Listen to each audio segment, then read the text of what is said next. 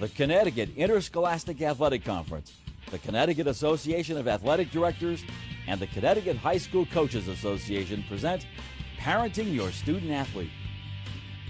Hi, I'm Susie Culver. Things sure have changed since I was a kid. Do you ever hear yourself saying that? Well, it's true, especially at school. Today, schools work hard to provide your sons and daughters with a well-rounded educational experience. Part of that experience is the school's athletic program. Most parents are familiar with Recreation League and elite youth sports programs where parents are intimately involved, in some cases actually coaching their child.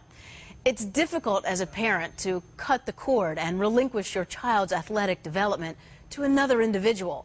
But this is how they are going to develop and grow into young adults. When your son or daughter enters into a school sports program, it's as if they are being nudged out of the nest and given opportunities to fly on their own. In this video, Mike Golick and I will try to show you how, as a parent, you can help your son or daughter take those independent steps and how the athletic program and the coach will be there to nurture their growth. Mike? Thanks, Susie. The way some parents behave is actually a detriment to their child's athletic experience. In each of the upcoming scenes, we'll identify where things can go wrong and give you some strategies to enhance your child's experience. It's important to do these three things: support your son or daughter and their athletic program, make the school sports experience fun. The less stress, the more they'll have fun. And keep things in perspective. Your student athlete is part of a team, which is part of the overall school effort. Understand where your son or daughter fits in the big picture. Hey, Coach! We're getting nowhere! Let's see some passing! Oh, come on, John! That was pathetic! Bobby was only in for 58 seconds! What are you doing taking him out? That's not fair! Hey, Ref! You're blind and stupid! Watch the game! I'm sending a text message to that coach right now. That wide receiver has dropped 3 straight passes. He needs to put my Alex in. He can do better than that. Hey, Jack! Forget the coach's play! Throw a screen pass! We need some points here! So which of these parents is supporting their student athlete, keeping things in perspective, and making it fun? I think they should all be penalized. That's a parent infraction. Unrealistic parents causing unnecessary stress. 15 yards. Imagine if parents could be penalized by the officials. They hear it all, and so do the players. Was that your dad calling in plays up there, Jack? Yeah, it's hard enough remembering plays and formations without my dad trying to play coach. Can't believe my mom is up there keeping track of how long I'm in the game. It's so embarrassing. You want this team to have fun. When does the fun start? Every parent wants what's best for their kids, but adding more stress to sports doesn't help. To make it fun for your son or daughter, keep things in perspective. Parents need to relax and enjoy the game. Every team in every sport has starters and bench players. They're all important and they're all learning. If you aren't happy about your son or daughter's role, ask them about it. Let's go! He's out! I see you didn't get in again today. Well, keep your head up, keep working hard. I will, Dad. But how come you're not playing as much as you did last season? I don't know. There's a triangle of communication connecting you as the parent, your student athlete, and the coach. It works best when you go through your son or daughter to ask questions or voice your concerns. You always want to be positive and supportive, but you can't take "I don't know" as an answer. Matt, you're in practice every day with Coach Evans. You can't tell me you don't know. Well, last year I played the outfield. I know. Well, this year we have a lot of outfielders. And Coach wants me to back up third base, just in case Davey hurts his ankle again. Well, that makes sense. You're helping the team. That's how the triangle of communication works. It doesn't work if you take your frustrations to the coach first. Hey, Coach Evans. Mr. Bertram, can I help you? Yeah, Coach, you can help me. And you could start by letting my kid play in games more often. Have you talked to Billy at all? I'm talking to you. Sir, it's my responsibility right now to get the players on the bus. What we need to do is have you call the athletic department if you have any unanswered questions. At that point, we'll set up a time to talk. Hey, I want answers now. Mr. Bertram, this is neither the time nor the place. You know that. Good day, sir. If you have a concern about your student-athlete's health, welfare, or safety, you should definitely contact the coach or athletic director.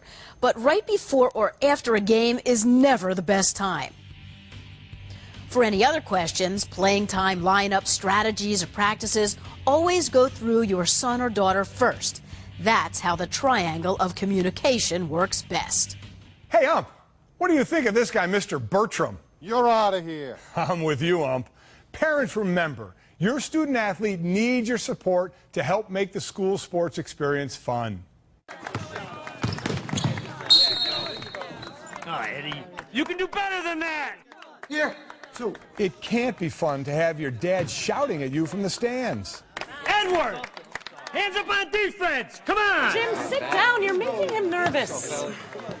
But, hon, we've worked on this since I coached Eddie in the 5th grade. You know, I just don't think his coach stresses defense enough. I know you hear your dad hollering at you. I need you to stay focused on the game, okay? Let's have a better second half. Let's go. There are some parents who just don't know when to quit. Eddie, just like worked on at home. Hands up and use your body on defense.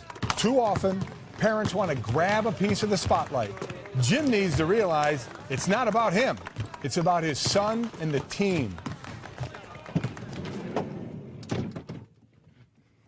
You stunk it up out there tonight, Edward. If you'd have listened to me, you wouldn't have fouled out. Dad, I used my body like you said, and I still got called for the foul. Your coach just doesn't know defense. We're going to go home right now and work on it. Supper can wait. Now, Eddie is definitely not having fun. Instead of criticizing your student athlete, try asking a few questions instead. See if this doesn't work better. Take 2. Hi, honey. Hey. So what'd your coach say after the game? We're going to do some more defensive drills in practice. And what are you going to do to get better? Coach wants us to defend better as a team. We've got to pick each other up out there. Well, isn't that what I've been telling you? Yeah, but when you yell at me during a game, it's embarrassing and it gets me nervous. It's not like I'm trying to mess up. After a game, it's usually best to hold off talking about the details. But when you do talk, asking questions helps. And remember to be positive and supportive. That's always a good policy when you're talking about the opposing team and the officials, too. Come on! Oh, you need my glasses? What are you, blind? Go, Will. Come on! This team always cheats at home. Hey, did they pay you a little extra for that call? Officials and coaches give their time to make school sports possible. They receive training and deserve respect. When your student athlete is at the plate, it may be hard to keep perspective. But remember, what you say and do is seen by others and sets an example for younger children.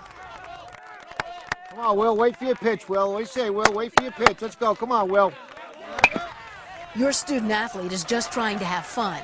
Coaches and officials make it possible. So let the coaches coach and the officials, who are a lot closer to the action than you are, make the calls. Let's face it, all of us parents want our kids to play every game, but the chances of that happening are about equal to the chances of me deciding to get a manicure and have my legs waxed, and you know that ain't happening. Come on, Katie. Come on, Katie. Let's go. Here we go, Valley. You know, I wish they would put Kathy in the game. She can't be happy sitting on the bench all the time. Go, Jesse, go!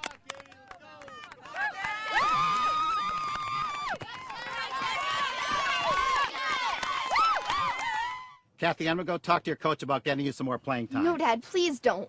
But you should be playing ahead of Jesse. You did back in youth soccer. Mom, Jessie has some great moves. And Coach has me working with her in practice, and I'm really learning a lot. So when do you get to play? Coach says as I get better, I'll sub in for Jessie more. You know, she graduates this year, and I've got a whole nother year. Most parents tend to see only their son or daughter at games, but the coach sees every player every day, on the field and in practice, and how they work best together as a team. All right, girls, hands in. Valley on 3. 1, 2, 3. Valley! This should be a great game. The girls have a good winning streak going. Yeah, can't wait. Hey, Chrissy. Hi, Mom. Hey, that's my sister Jane. She's been coaching the varsity for 2 years now. Your sister's the coach and she doesn't let Chrissy start? Her own niece? Hey, Jane's got to put the strongest team on the field. The varsity goal is to win. Otherwise, she won't be coached for too long. But Chrissy's her niece. You know, when Jane and I used to coach youth soccer, we used to let everyone play. Yeah, I remember. The girls looked like a mob. They were all chasing the ball. I know, but at the high school level, it's a different story. The girls on the team really know who the best players are.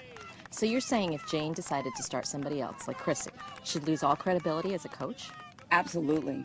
You know, Chrissy's just a sophomore. She's learning and she's getting better every day, but the older girls are just bigger and stronger right now. Sometimes it's hard to make the leap from the youth sports tradition of everyone gets to play to high school, where coaches are held accountable for winning. But it is a different level of competition for the players and the coaches. Practices are different too. The time that any team spends practicing is precious, so it's important that the coach have each player's undivided attention.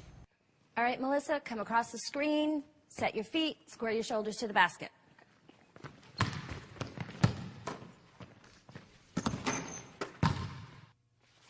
Come on, Melissa. I know you can do better than that, Melissa. Focus on planting your feet so you can get off a good shot.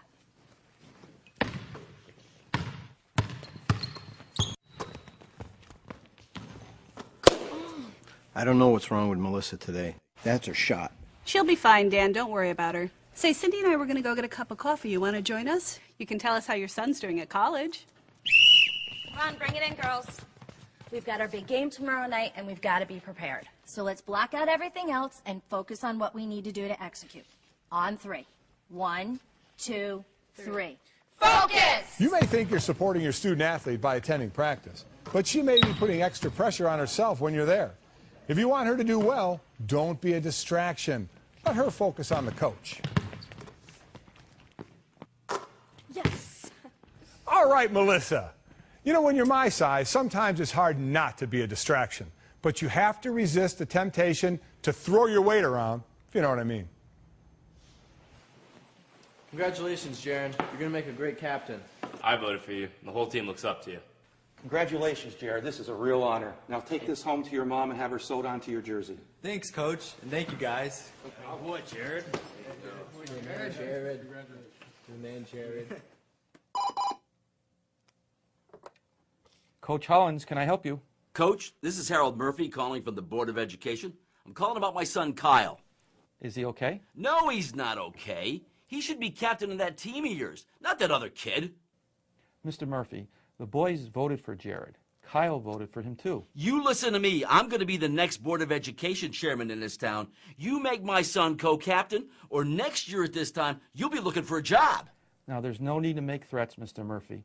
But do you really want your son to get something he didn't earn? What would his teammates think of him? I don't care what they think. You better worry about what I think. You'll see who's got the power in this town. Man, did you hear that Kyle's dad is calling all our parents trying to get Coach fired? Yeah, I'm worried, and it's killing our team. Yeah, and how'd we lose that game last night anyways? We should have crushed those guys. Using your position of power to get special treatment for your son or daughter is never the right thing to do. You may target the coach, but everyone gets hurt, including your kid. Thanks, Mike. And thanks to everyone who made this video possible. As a mother myself, I know it has to be hard to cut the cord. But if you want your student athlete to grow up as an independent adult, it's what you have to do. Just remember to be positive. Support your son or daughter and their athletic program. Make the sports experience fun. That's what we try to do here every day and keep it all in perspective. You and your child will all fit into the big picture. So have fun.